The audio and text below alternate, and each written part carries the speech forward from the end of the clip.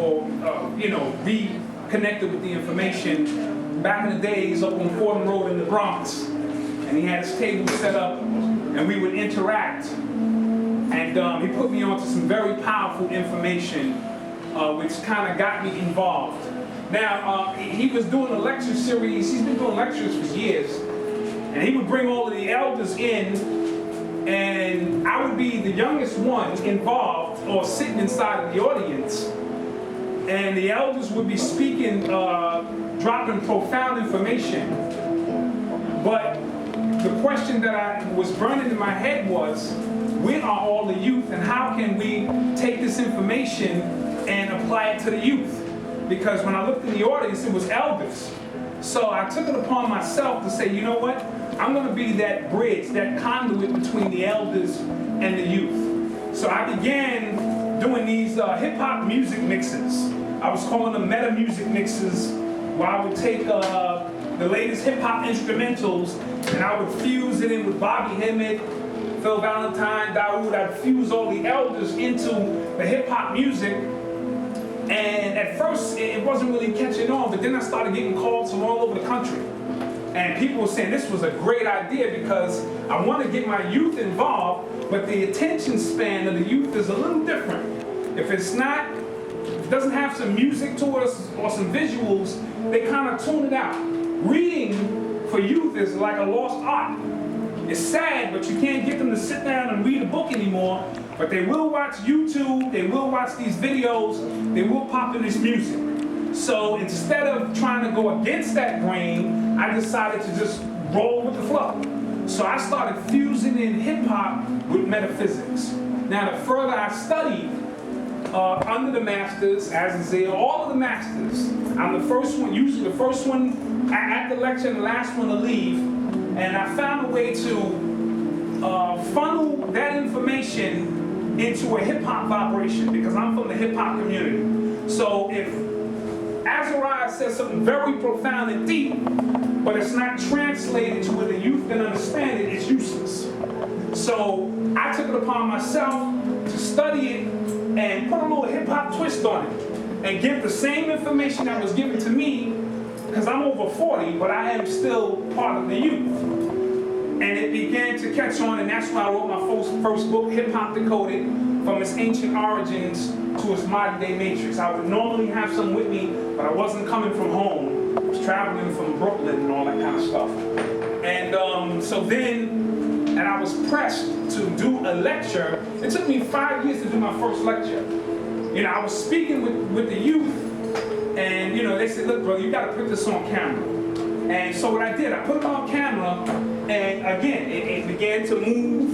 So now I have about 20 different DVDs. My website is matrixofhiphop.com. Matrixofhiphop.com. And I called it Matrix of Hip Hop because I was inspired by the Matrix movies. Again, because even if you was dead as a doornail, if you went to see the Matrix movies, you knew deep down inside there was something deep about these movies. So I based my book on that type of information, and it's been profound. All over the country, I do a lot of traveling. I don't do lectures often because I don't want to be redundant with the information I give. So if I have something to say, I'll say it. Other than that, so I'm not into a quantity of lectures, because if I was, I'd have over 100 DVDs out. So I'm Virgo, we're hermits. You know what I mean? But when we have something to share, we come out and we share it. So today's lecture, I was going to do a slideshow presentation, but it was 6 hours.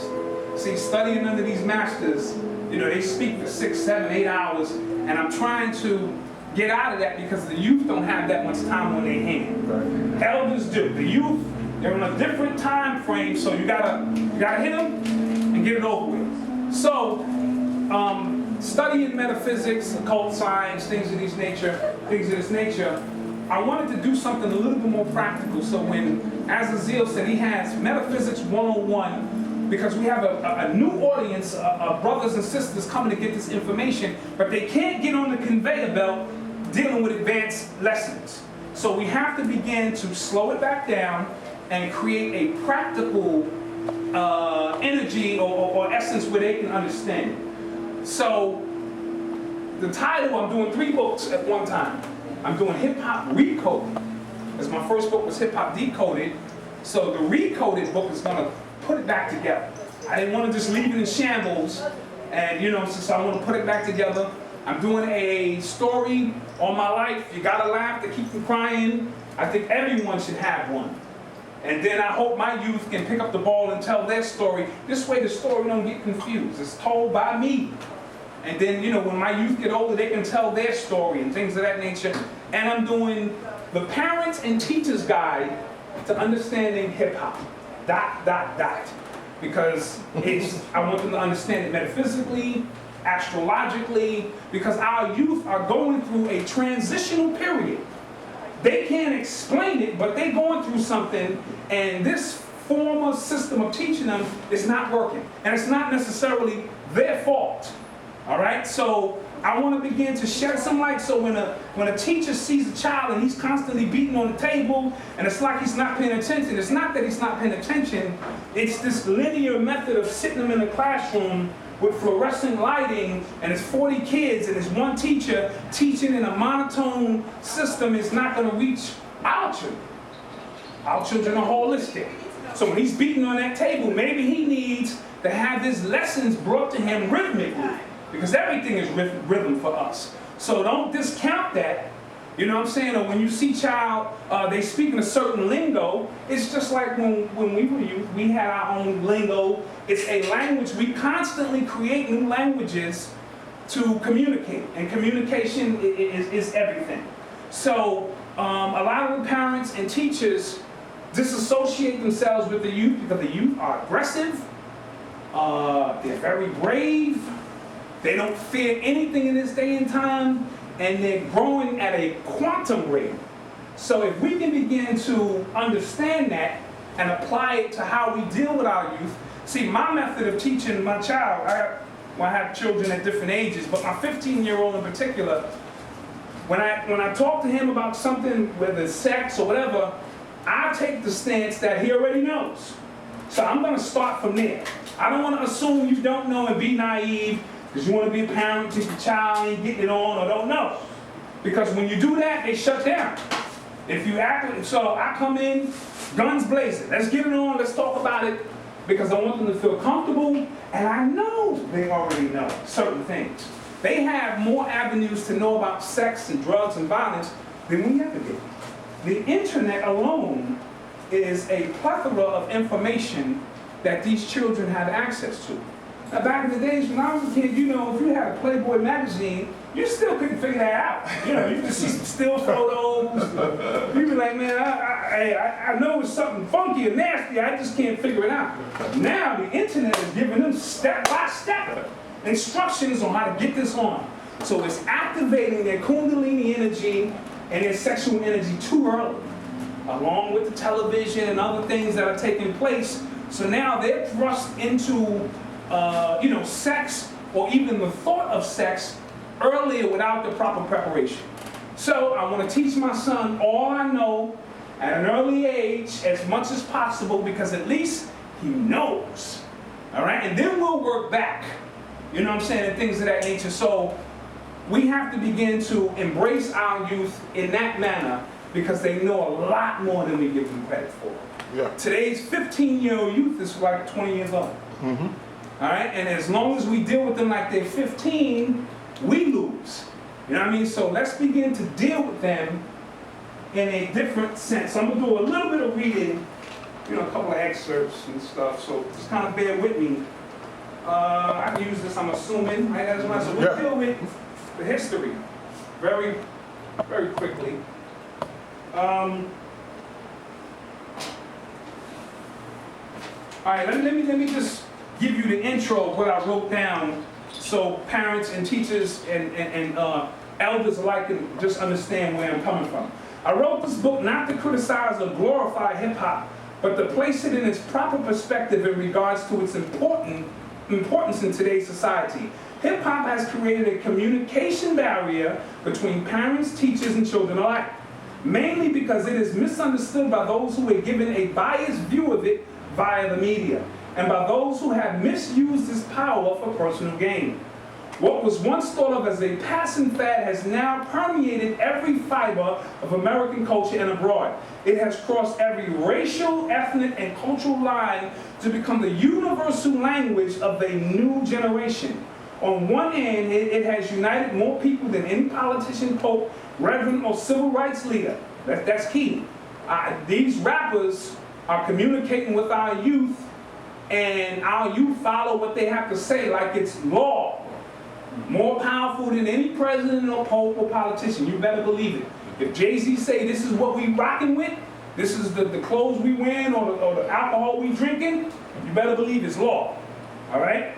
But on the other hand, it has divided the youth and the elders, the teachers and the students, the establishment and its people. This body of work will attempt to bridge the gap by examining the effects of hip-hop on our society in great detail. For those of us who are old enough to remember the 60s, it too represented a rebellious time for our youth of that era. Rock and roll was the music of the gods, marijuana and acid were the drugs of choice, and protests for civil rights and against the Vietnam War were the mission at hand. Flash to 2009, and those same youth of the 60s are now parents who claim not to understand their own children. But the more things change, the more they remain the same. The music of choice is hip-hop, the drugs are exotic blends of marijuana and ecstasy. This marijuana, these kids are smoking today. See, we smoke dirt weed when I was there. We get about 5 or 6 joints out of a tray bag. It was dirt. But now they got pineapple weed. They got... Serious? Man, they got... Listen, they got so many exotic blends of weed. Get out of here. It's crazy. So now, remember, we're in the quantum stage, so these children... You can't give them regular weed, it doesn't do nothing to them. What? They have come back on the planet with a whole different energy. So now, you know, where can I get that?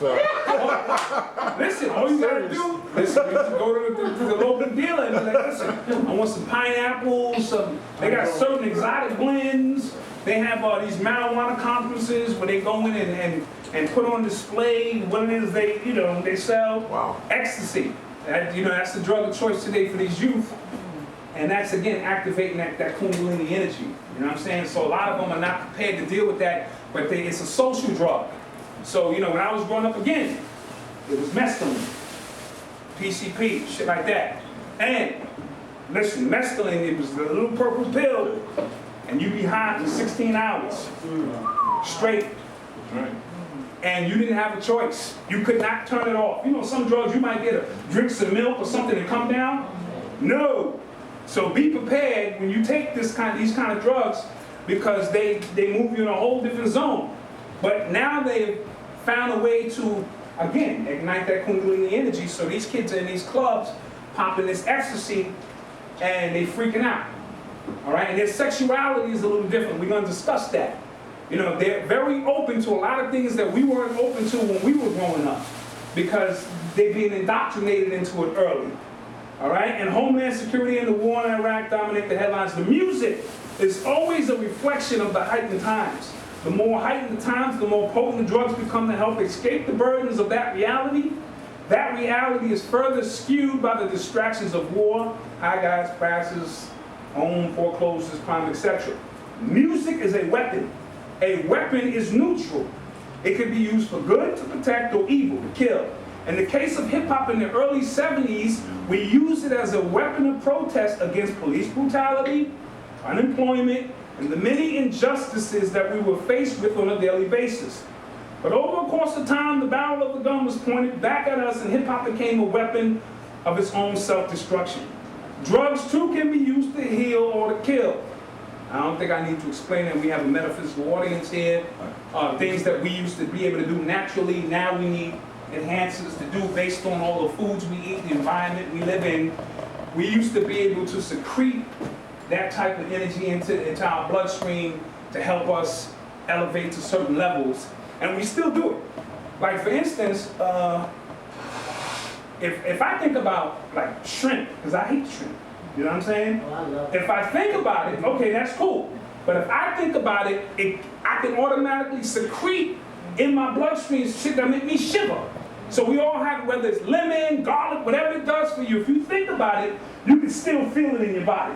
So we used to have the ability to control that. So when we were taking these astral projection, journeys and things of that nature, we just focused our energy on it, secreted it into our bloodstream, and made it happen. During the fall, however you want to take the fall, from the crown chakra to the root chakra, that's how I look at the fall, because a lot of us are just based on, using basic energy from the root chakra of survival to survive. In this day and time, we've lost the ability to do those things. So now we have found artificial means to do so. Now, getting high all day with no purpose whatsoever doesn't make any sense to me. I used to do it as a youth, so remember, I'm not criticizing the youth, I'm simply saying, as an elder, when you get older, you realize some of the mistakes you made, so you want to pass that information on to you so they don't go through those same paths that you make. Because all these kids do today is sit around, stand on the corner and smoke weed. And I'm like, what purpose is that? You know what I mean? So if they're doing something on a spiritual level or something of that nature, I can see it happening. All right. So in a lot of cases, music and drugs are synonymous with today's youth. Most of them feel that they cannot be creative without it. We have a lot of rappers and producers. If you look at what they require on their list before they go into the studio, it's a bottle of Hennessy, some pineapple weed, whatever it takes to open up that vortex so that they can be creative.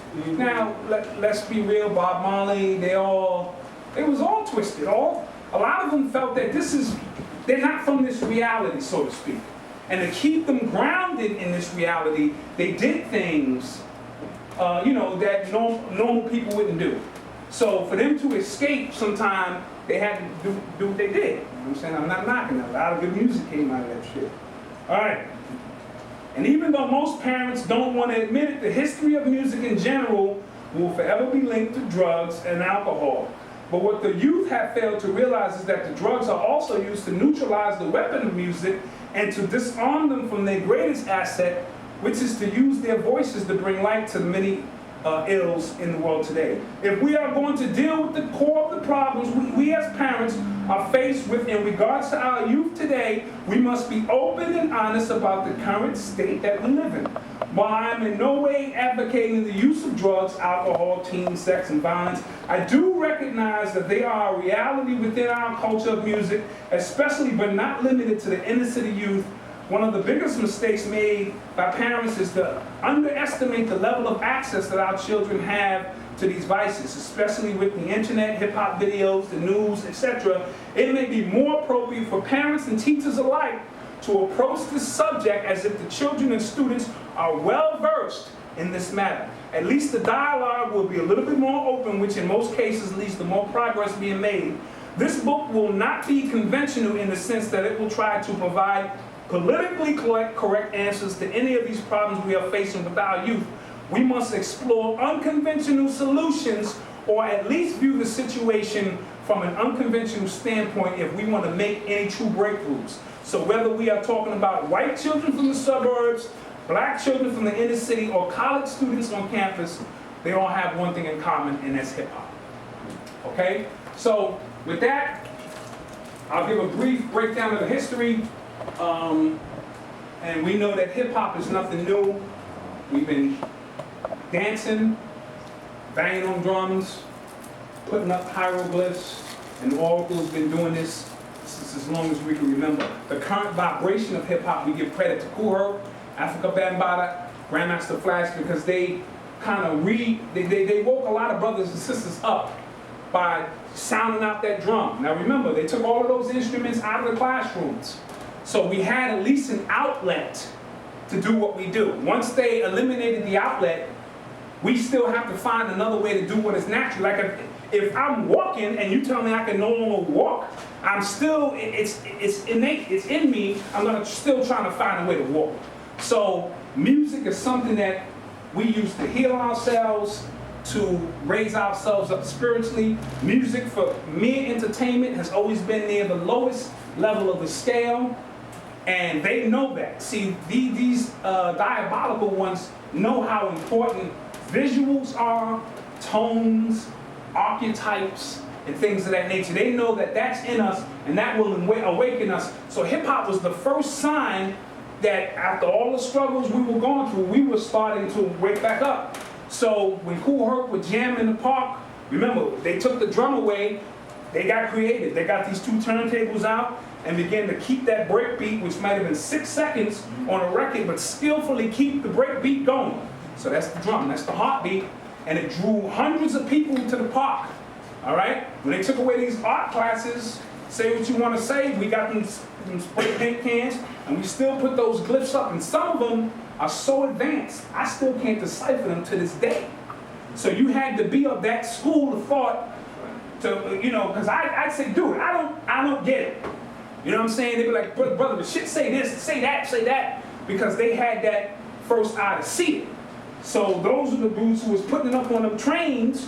And remember, them trains was going through all 5 boroughs. I was one of them.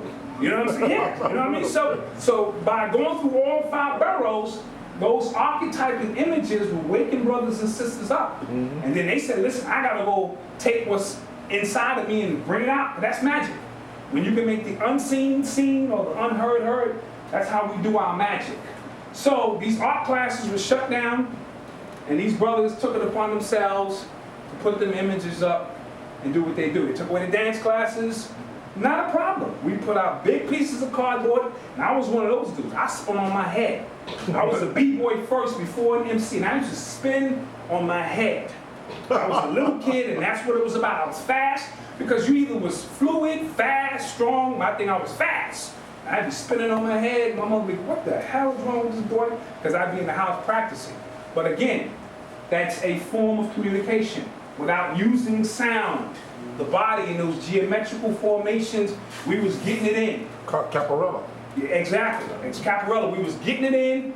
Again, maybe not consciously knowing what we were doing as a collective, but we were doing it. And then the Oracle, which became the MC, come on, the elders would sit around and you know, they would sit around in that circle and the elder would speak the science and the history. And that became the MC. That became the one who was speaking in rhythmic formats. And that's been going on through all our history. So those are the 4 basic elements of hip hop. And they began to come together in the 70s. Africa Bambaataa began to move away from gang violence and take all the following he had, massive following. And I was a member of the Zulu Nation. Before I could become a member, because I was too young, we was the High City Crew or something. So we was like the teenagers right before we could become Zulu Nation. And I would see some of the rituals and initiations that these dudes had to go through, the lines that these dudes had to walk through with people beating your ass fully. Oh, yeah, I remember that. And if you made it to the other side, you was in. You know what I mean? And then when I became a Zulu member, it never changed. But then Africa Bambaataa was like, listen, okay, hold up. Let's transform this energy into something that's more productive. So now instead of gangs meeting together to stab each other up, these dudes was coming out with their sound system. All right? And you had your b-boy and your crew, and this is what we began to do. And it began to change my life, because I was 8, 9 years old, and I was watching this take place. And I knew it was something magical. Now, of course, it went through its cycles, and once it became on wax with Sugar Hill Gang, King Tim III, now it became a business. So now the energy changes. Once it becomes a business, the energy changes. If you're doing something from in here, whether you make money or not, that means nothing can really stop you. What is going to satisfy you is something totally different. The minute they start cutting them checks, now the game changes. Mm-hmm. So the minute it went on wax, I felt was a downfall in one sense, because remember, it's just energy. But it was something great in another sense. Downfall because now you had a lot of inner city youth who knew nothing about business, who knew nothing about, you know, publishing rights and none of that kind of stuff, and they were losing. But it was creating a larger platform for people to hear this music, which they thought was going to be a fad. So we credit Sugar Hill Gang, which stole lyrics from Grandmaster Caz. It's a long story, boom, boom, boom. And you know what I'm saying? So we gave them credit. Then came the next cycle, which was Run DMC. They came along, and Russell Simmons, who hung out with Africa Bambaataa and the Legends in the Bronx, saw that they wasn't capitalizing financially on it, but they wasn't really on it like that. It was about putting their music together. He saw an opportunity He went back to Queens, he began to set his thing up, and he has Run DMC and them came out. And when you listen to Run DMC's music, what they did was they simplified hip-hop. See, when you look at Cold Crush Brothers, Grandmaster Flash, Furious 5, they all had a unique style. They wore bizarre outfits.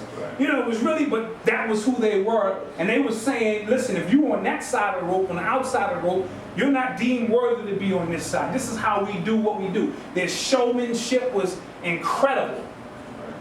Run DMC made a comment. They just came out in jeans and sneakers. So it kind of said like, the initiation process to get into this hip hop was no longer needed, so to speak. Anybody can do it. All right? Their rhyme flow was very simplified.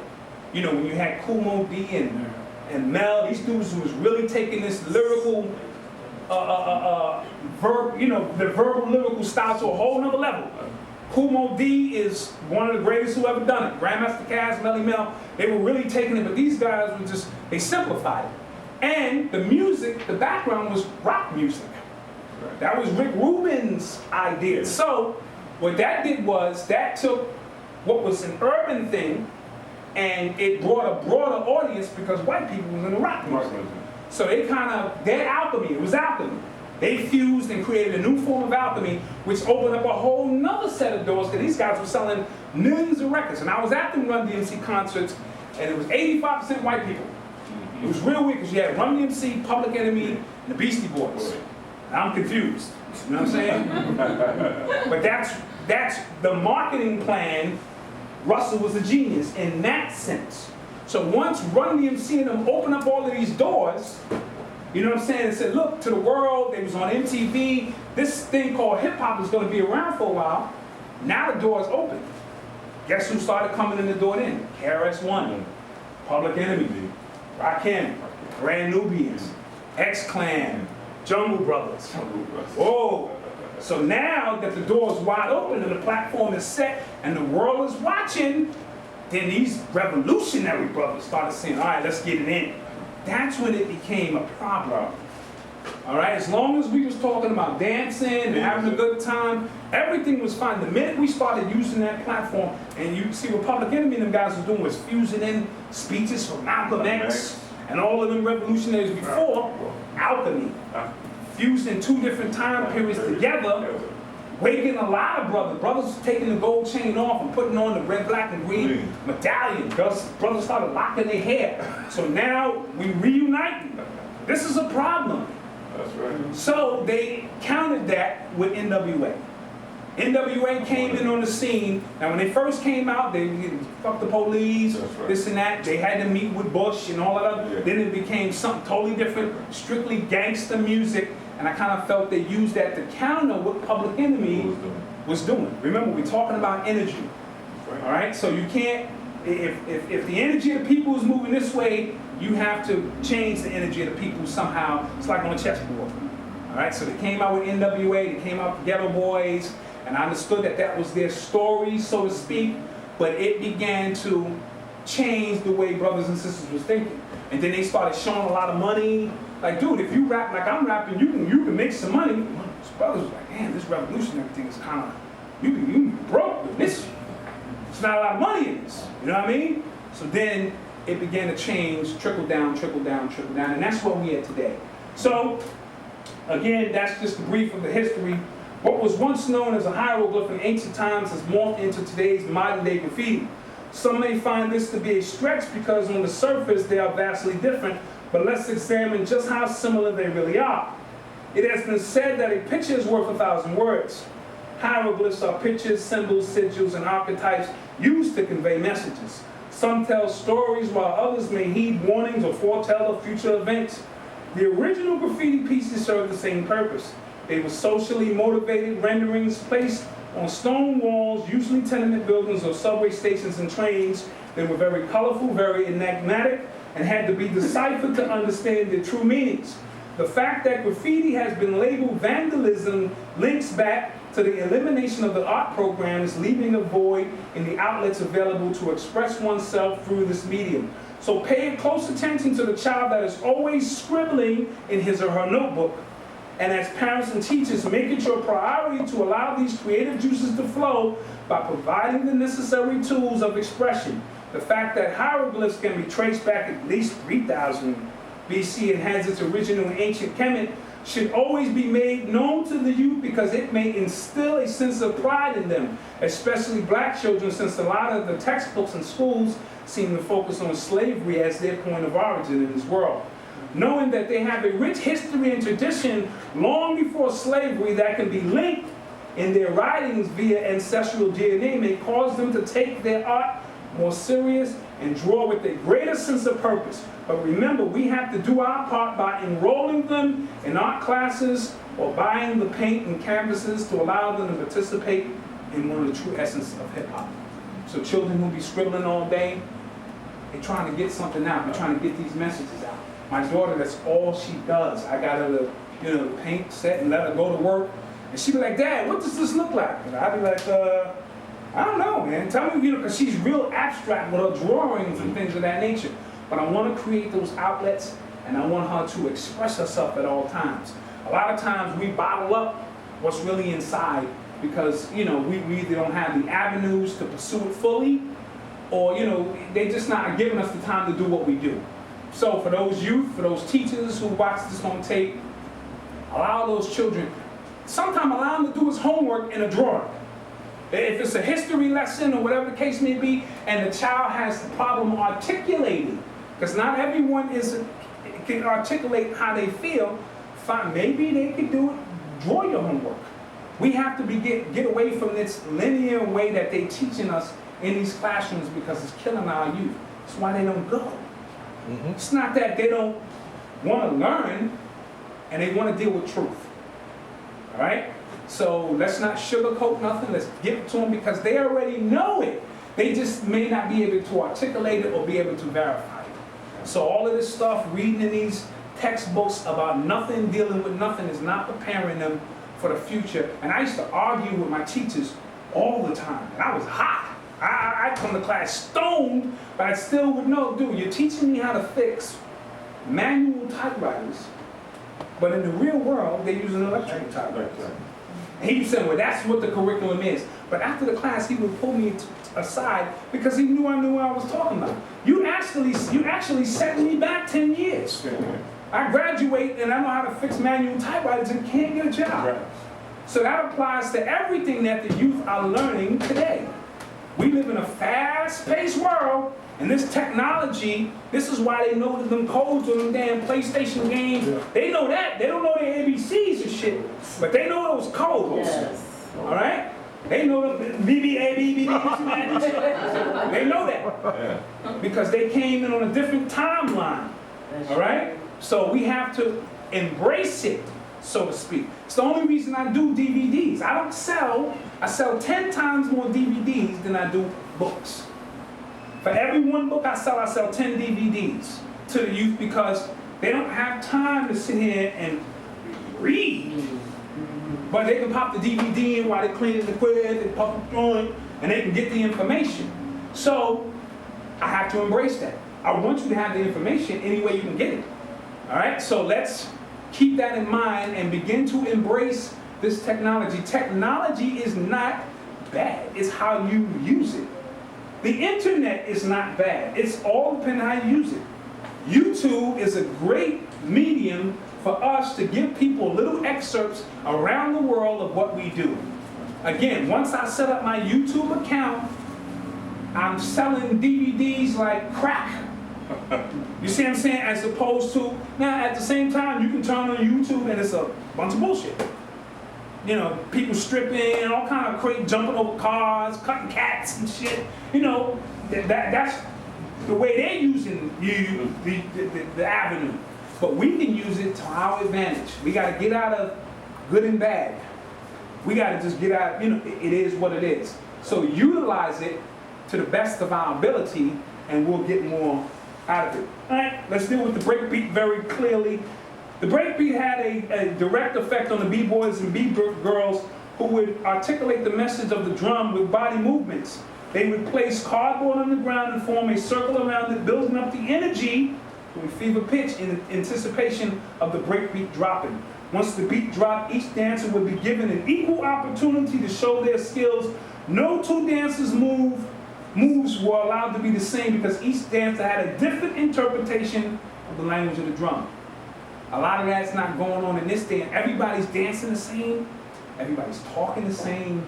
Everybody's dressing the same.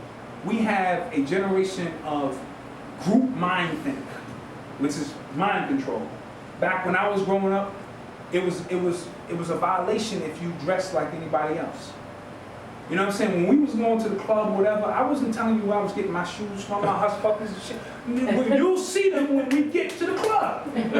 You see them? Because we wanted to make sure we distinguished ourselves from anybody else. I'd be like, damn, this shit was hot. I should have got those. You know what I'm saying? But we made sure, even in hip hop, you had to sound different. If you came out sounding like somebody else, there was no place for you. You had to sit back and observe and fill a void. Oh, ain't nobody talking about this. Let me get in right here, and this is what I'm going to be known for, because originality was rewarded. Now, everybody talking the same, dressing the same, everybody.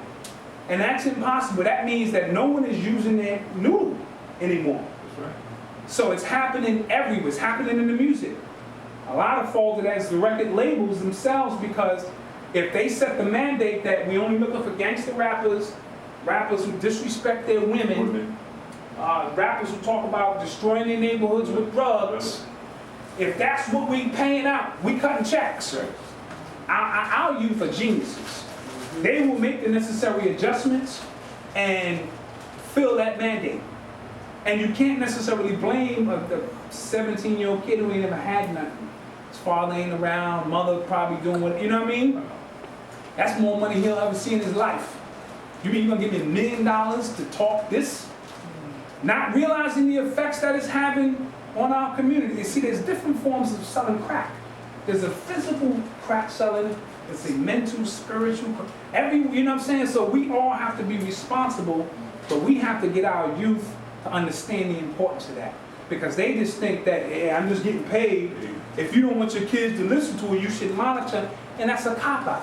Because you know most of our children are latchkey kids because moms and pops got to work. Mm-hmm. These children are governing themselves. Yeah. All right, and we know that. So for you to say that is just politically correct to say it. But the television is your child's window to the world. The internet is your child's window to the world most of the time. You know what I'm saying? If you're not home and you got to work or so forth and so on. So for you to say that is sort of like a cop-out. But these record labels are cutting major checks. All right? They're cutting major checks for you to do this because they understand the power of the energy. They know once they beam that energy, that message, those visuals would sync up with that message. See, because remember back in the days, when you heard a song, there were no videos. So we all had a different interpretation of the song. No two people had the same interpretation because it meant something. But when they came out with the video, it was synchronicity. They synced up the visuals and said, this is what the song means. So now it shut down our ability to be creative and think on our own. So now when I hear a song, I automatically think about the video. Synchronicity. And not synchronicity that works in our favor. Synchronicity that works in their favor, dealing with mind control. All right, so that's a little bit of the brief history. Blah, blah, blah, blah, blah, blah. I also want to deal with the culture. So I'll write this on the board. Because hip hop is a culture, whether we want to think so or not. Bear with me for a second. All right, everybody good? Can I say something? Yes. This is a song out by, what's his name? Blame It on the Alcohol. Blame It on the Alcohol. Jamie Foxx. Right, from Jamie Foxx. And I saw the video this morning. And I noticed in the video it was Samuel L. Jackson. Ron Howard. Yeah, I couldn't believe it. I was like, what is this? And that was very crazy because these guys are all over 40 years old. And yet when the video flashed to the club, it was nothing but teenagers basically in the club. Ron Howard? And Forrest Whitaker, he has the lazy eye. Forrest Whitaker? Yeah, he has the lazy eye.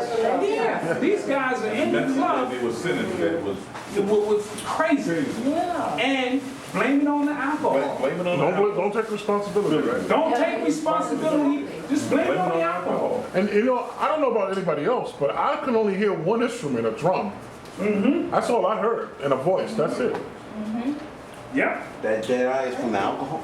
No, lazy eye is, when a person has a lazy eye, under mind control. Yes, yeah. That's trauma, it's a mind control thing. Yeah, exactly. So, and when I saw Ron Howard from the Happy Days, Oh, man. I said, oh, something going on. Something going on here, and our youth are blaming it on the alcohol. Exactly. And it gets them in trouble. Yeah, you're right. I'm saying it gets them in major trouble because you know how once that alcohol hit that system, fellas, I'm gonna be clear, I've laid down with dimes and woke up with gorillas. Based on the alcohol. Back in the day, just keeping it real. I laid down with dimes. Like this chick is the bomb. And when I woke up, she was a gorilla. Just keeping it real. All right? So, blame it on the alcohol. Blame it on that. You know what I'm saying? Or how many times these dudes wake up and they in jail and they don't know why, because they ran 3 people over. You know what I'm saying? Blaming it on the alcohol. Or you get laid out by the bouncer in the club because he told you to keep moving and you wanted to take on the bouncer. I've done it. I've been on mescaline, chilling, and I had beef with this big dude about Azariah size. And I walked into the club on the alcohol and said, big man, step outside. I want to see you. And he looked down. I said, big man, I ain't going to tell you again. Step outside. And I basically beat up his fist with my face. And when I woke up, my mother did not recognize me.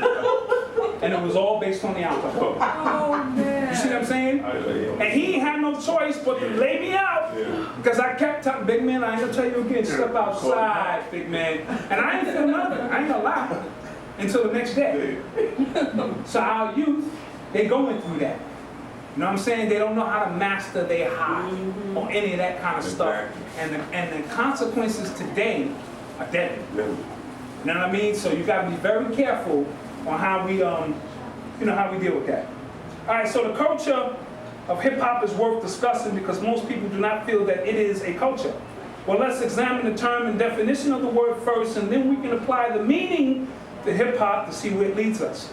According to the American Heritage Dictionary, culture means the totality of socially transmitted behavior patterns, arts, beliefs, institutions, and all the other products of human work and thought.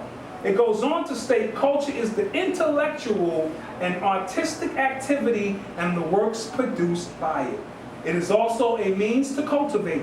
Hip-hop has contributed immensely to the social behavior patterns of youth all over the world. Today's youth are tomorrow's leaders. So these mind patterns generated through hip-hop are being cultivated for the future.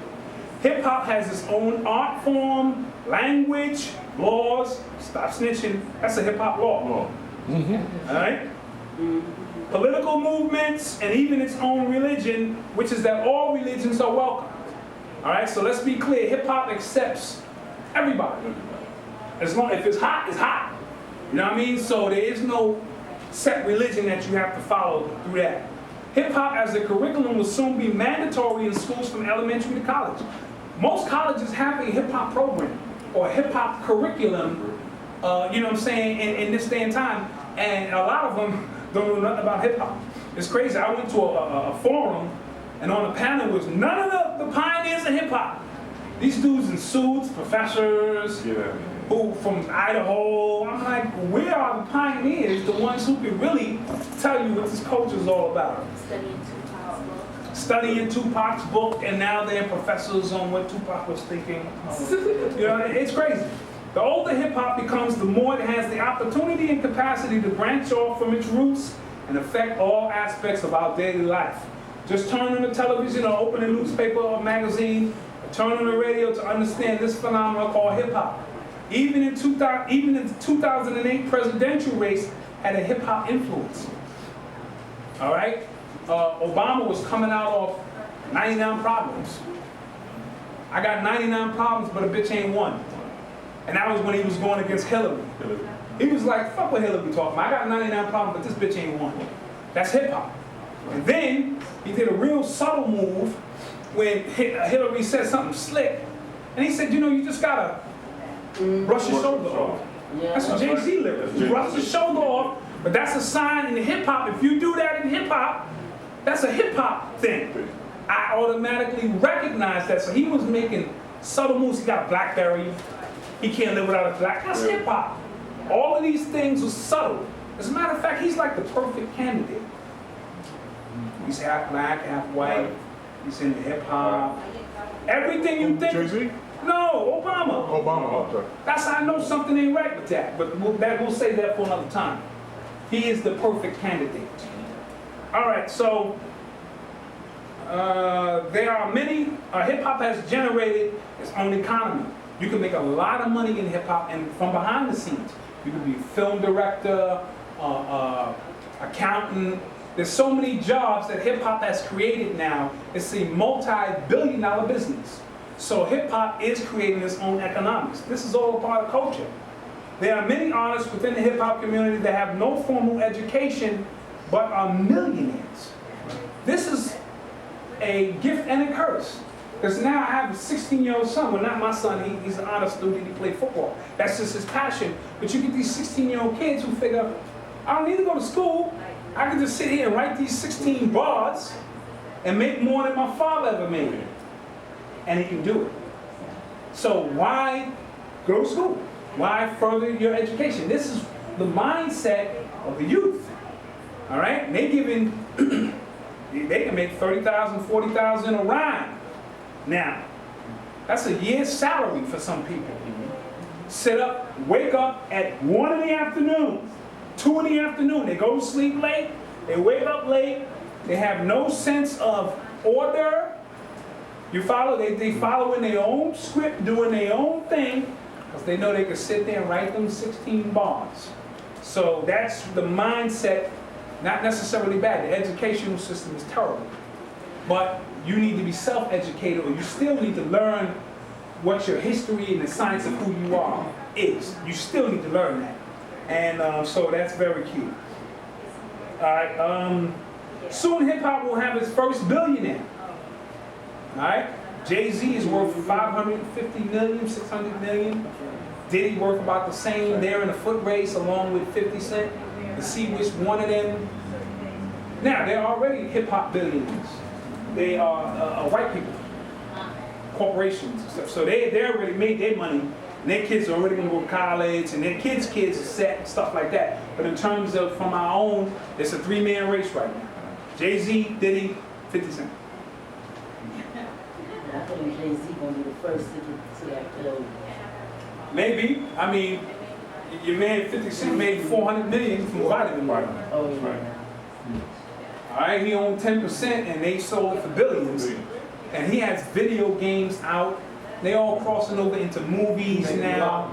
So, you know, it's a race, and they all got the ego involved with it. One of them will do it. I think it'll happen. All right, to the height of CEO, these are the components that make up a culture, even if not in the traditional sense. Most cultures have demographic, religious, racial, or ethnic boundaries. Hip-hop breaks all of those rules. So to understand it, you must be willing to shed tradition. This may cause a problem for parents who are trying to instill the value of culture into their children, but do not see the need for it to be successful. Culture is a way of life, and this way of life may not resonate for those who are stuck in a culture void. Many cultural traditions are passed down from generation to generation without a single question being asked regarding to its validity. Hip-hop is your child's way of asking questions. Just as you would show respect to someone else's culture, if you do not fully understand it, hip-hop must be given the same respect. And since hip-hop is swift and changeable, you may find it easy to incorporate it into already your existing way of life. To make it simple, communication with your children or students on a level that shows respect for what they like and think, and doing it in a language that can be understood and participating in hip-hop culture. So instead of just saying, that's just noise, I don't understand that, parents need to get involved. You need to find out. See, I drove a bus for the city for 15 years. And when the youth got on the bus, I just listened. Because I wanted to know all the new lingo and language. So when the rowdy kids would get on my bus and I spoke their language, I got respect. My bus they never tore my bus apart. Everybody else bus, kids, especially the junior high school kids, they would get on and just tear the bus down. Now on my bus, I spoke their language. All right, so parents need to get involved. If my son says something slick I don't understand, I'll be like, okay, I don't understand what that just meant, but I have an inkling. I'll find out what it means, and that's how I speak to him if I have to. Yo, something's good. You need some cheddar? I know what that means, you know what I'm saying? So speaking that language and respecting that goes a long way. All right, don't shut it out because they need your support. They want you to be involved with their lives, and you know that's what it is. You know, I mean, get involved with what they into. My son, he into football. Football was not really my sport. I watched it, but the intricacies of it I didn't understand. So I started watching ESPN, and when they start breaking down nickel defenses and all that shit, I write all that shit down. Then when he come in from school, I started talking to him about complex nickel defenses and shit like that. It grabbed his attention. Once I got your attention, now I can use that as a segue. So everything that I use to teach my son has a football undertone to it. It could be dealing with life, no, whatever it is, I'm gonna find that football connection and use football because that's his medium of understanding. That's where his passion is right now. So that's what I use. So teachers and parents alike need to use these methods to get these youth attention. If you want their attention, you got to speak their language. Because if you're not, you might as well be saying wah wah wah wah wah wah wah wah wah wah. They don't want to be in the class. They don't understand what you're talking about, and they don't really care. So, you know, society's effect. It used to be that life was imitating art, or art imitating life. Now life is imitating art. It's a real funny scenario because.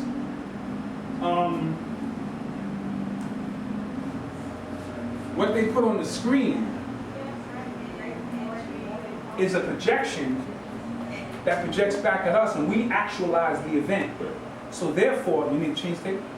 No, I'm good. Oh, okay. So whatever they put on the screen sometimes is what they want us to make happen. Because we're the only ones who can truly make it happen. So they'll put it up on the screen, and we then actualize those events. So we have to be careful of what these reality shows. It's ridiculous. All of this stuff, but this plays into the mindset of the youth. All right? So they're not using their own mindset is what I'm basically trying to say. Everything they get is from the television or the internet or these magazines. All right? So now we have, instead of art imitating life, life is imitating art, and it's ping-ponging back and forth. And we're trapped in the middle of stuff like that. So, society, let's be cool, play with that. Education, the education system, again, we've already spoken about it, is to try to find some unconventional methods to work with our youth. If his homework is due, maybe he needs to rhyme his homework.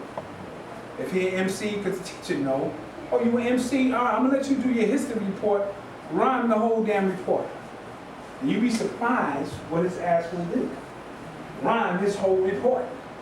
Okay? Or draw out what the report is. Again, holistically using those arts to bring that which is unseen or unheard, heard. We have to try, listen, this is not a scientific, this is not this is not foolproof. So I'm just saying we need to try, because trying the same things and expecting different results, we already know, that's insanity.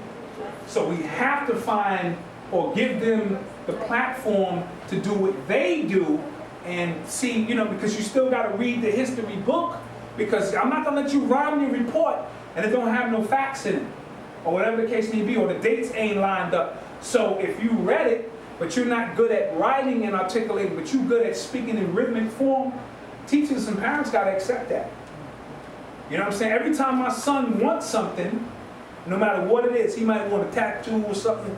I'm like, dude, write me a full 10-page report on it. Now, my 22-year-old son, he wanted an earring at 13. I want an earring, everybody got it. All right, write me a 5-page report on it. He wrote that 5-page report because he wanted that shit. It was a good report, and I was like, damn. I had to go get him his earring, you know what I mean? But we have to do certain things to get them involved. Yes. Yeah, my stepson, speaking of rhyming and reports, I allowed him to rhyme the history, this American history and the Civil War and all that.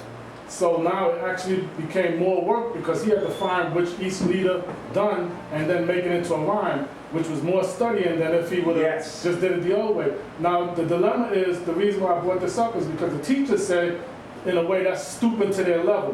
When you start asking them to rhyme and when you talk in their lingo, you stooping to their level and it's gonna lose respect. So the teachers really don't want that. He's the only one now that got 100 in all the classes and everyone else is Well, because the below par, teachers you are know? following the curriculum that has been given to them. It's a European-based curriculum. You know what I mean? It's old curriculum, and it's based on European values, which is dumbing them down. You see what I'm saying? So you get your college degree, and you still don't know nothing.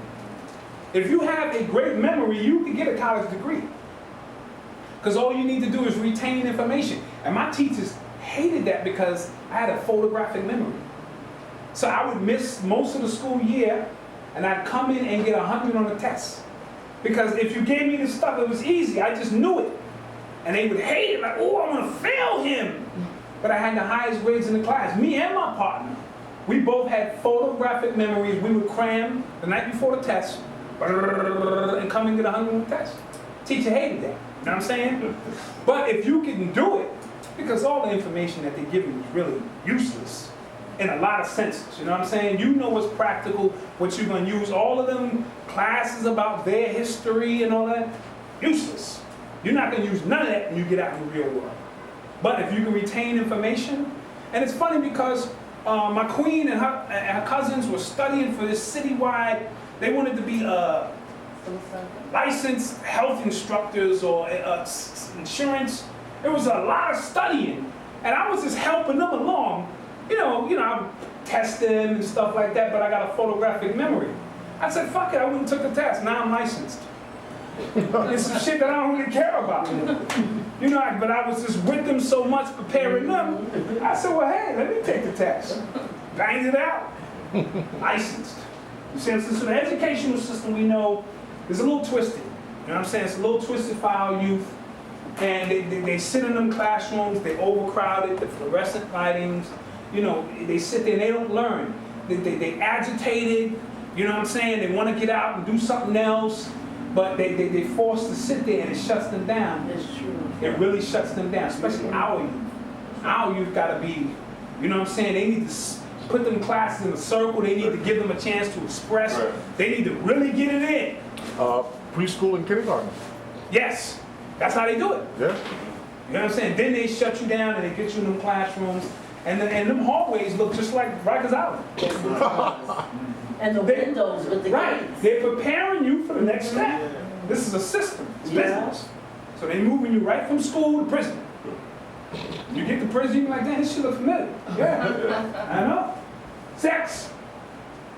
Now, our youth. You know you're right, Doc, because I know when I went to school, public school, they had iron bars all the way around. All the way around. Why they got iron bars? You know, they don't really need that. They can Right. just build a school without it. Build the school, and then you in the lunchroom, you got your tray. It's like being in a mess hall, you know what I'm saying? it's You know true. what I'm saying? You already got your pants after. You already got your pants off your ass. You know what I'm saying? So all of that's a part of, you know, the youth today, how they get down. Sex, now, these youth today, they have this thing called trisexual, where they just want to, you know, try anything and everything. Yeah. They're very open to a lot of things now. And a lot of them, that's not who they really are, but they're just trying things, so you gotta be careful with that. They're not as, and they're open with it. They may not be open to you about it, but I see 11 and 12-year-old girls holding hands now. You know what I'm saying? Openly. You know what I'm saying? Because all of these reality shows and all of this stuff is saying that this is okay. That's a choice you gotta make. You see what I'm saying? But they're infusing that into the children along with the food, soy milk, and all the other things they're doing, the cartoons, Family Guy, all of these shows play a role in shaping the way your children think. And they're making a big issue about the gay rights. All of this is just propaganda. But it's, again, getting people, they took Miss California because she spoke her mind. They ostracized her. She said, listen, I'm from old school. I think man and woman should be married. Very different. This and that. And they ostracized her, made a whole big issue. So they, slowly but surely, they're integrating this into our children, each generation, where these children come here and they're accepting more things than we would accept. Now, that's a lecture in itself that we can get into at a later date, but it's very, very deep. Watch your children, be open with your children, talk to your children about, you know what I'm saying, that type of energy. Because it's a spiritual energy at a whole other level. You know what I'm saying? But it's something, when they 12 and 13, they have no clue of what they're really into. And a lot of them are just trying to